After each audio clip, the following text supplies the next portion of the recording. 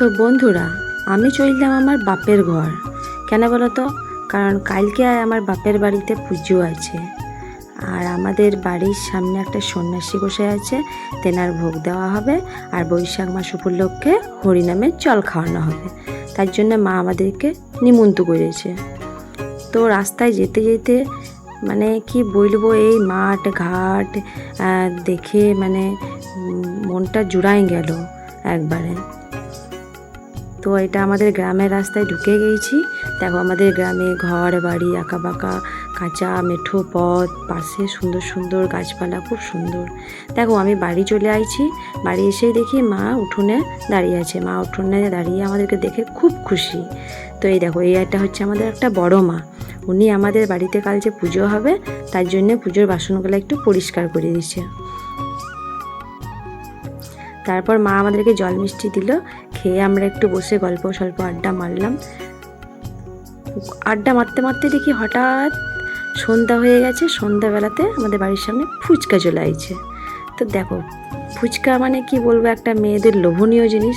তো চলে গেলাম আমরা সবাই দৌড়ে ফুচকা খেতে। সবাই মজা করে ফুচকা খেলাম। ফুচকা খেয়ে ঘরে ঢুকেই দেখি আমাদের যিনি রান্নার ঠাকুর মশাই আছে, তিনি বুঁদিয়ার জন্য রস বানাচ্ছে। কারণ আমাদের বুঁদিয়া বানানো হবে, আমাদের বাড়িতে কাল অনেক লোকজন খাবে, সেই জন্যই।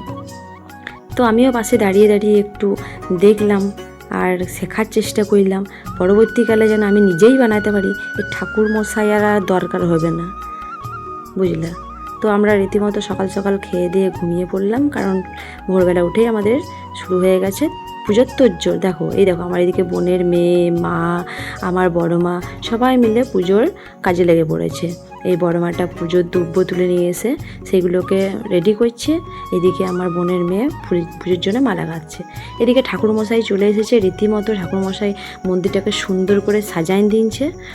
আর এই মন্দিরটা আমাদের গাছতলাতেই মানে ঠাকুরটা থাকতে পছন্দ করে, সেই জন্যে চারিপাশটা কাপড় দিয়ে ঘিরে দেওয়া হয়েছে। আর আমাদের যিনি ঠাকুরমশাই বউ, ওনারা কিন্তু কারোর হাতে খায় না, সেই জন্য ওনারা নিজের হাতে ভোগ বানাচ্ছে। আর আমার মা ঠাকুর ঘরে ঠাকুরের জন্য সব ভোগ রেডি করছে। তো আমি সকাল সকাল রেডি হয়ে ঠাকুরকে একটু প্রথমেই প্রণাম করে নিলাম। এদিকে আরও দুটো মালার প্রয়োজন হবে, সেই জন্য আমার বোনের মেয়ে আবার মালা তৈরি করে নিচ্ছে। এদিকে ঠাকুরমশাই রীতিমতো তোড়জোড় করে পুজো করা শুরু করে দিয়েছে। সবাই লোকজন আসতে শুরু করে দিয়েছে। আমরা তো খুব খুশি। এদিকে কীর্তনও শুরু হয়ে গিয়েছে।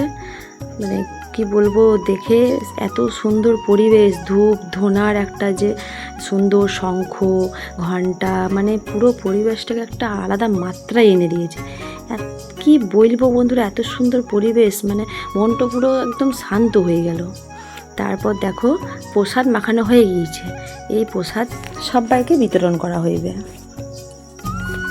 তো আমরা সবাই একে একে প্রসাদ দিয়ে দিলাম। হ্যাঁ, এই প্রসাদ তো নয়, প্রসাদ খেয়ে যেন মনে হচ্ছে সে অমৃত, কি বলবো।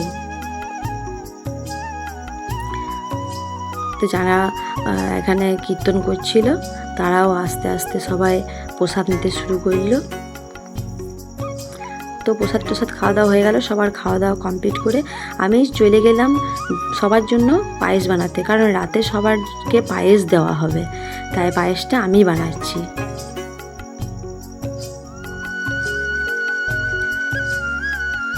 মাটির উনুনে। তারপরে এদিকে দেখো আমাদের সবার জন্য সবজি কাটা শুরু করে দিয়েছে সবাই। আমার বৌদিরা, আমার বোনরা সবাই শুরু করে দিয়েছে। আর এদিকে আমাদের ঠাকুরমশাই শুরু করে দিয়েছে রান্না।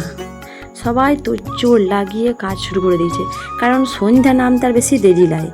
তো সন্ধ্যা হয়ে গেলেই এদিকে আমার বাবা নারকেল কাটছে, এটা ডালে দেওয়া হবে। এই দেখো আমার পায়েস হয়ে গিয়েছে একদম তৈরি। কেমন হয়েছে একবার বলবা কালারটা।